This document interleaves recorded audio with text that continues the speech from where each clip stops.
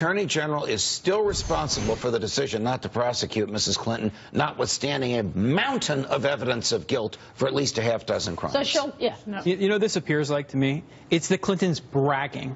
It's them saying, look at what we got away with, if they were to pick Loretta Lynch.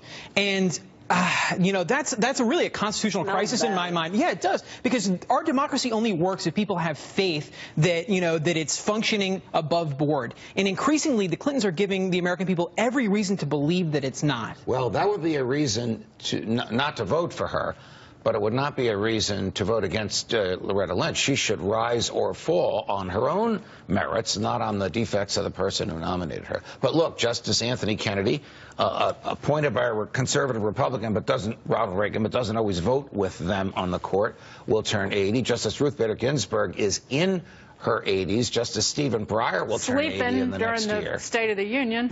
That's right. She had some, because she was drinking wine at dinner. So the point is, the new president will have as much of an opportunity to change the ideology of the court as FDR and Richard Nixon, who were the last two that turned the court around ideologically 180 But that's degrees. why I asked the question, are we talking about conservative, extreme conservatives? That's why I asked the question, because this is such an important election that you are going to get those Supreme Court seats, but so far the names that we've heard are not anything okay, well, you know, extreme. You can't always predict what a justice is going to do.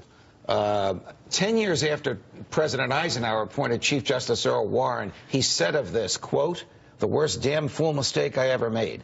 And George H.W. Bush is well known to have been very, very, very unhappy with Justice David Souter. So sometimes people's records before they get on the court are not indicative of how they're going to vote once they're on the court. I can tell you that something does happen to you when you put on a robe and you have a lifetime appointment. You really don't feel bound any longer to the people that caused you to wear the robe. Wow. That's a good point. Justice Roberts and Obamacare. Yeah. Yes, yes. Very good point. Judge, good to see you. Pleasure, guys. Thank you so much.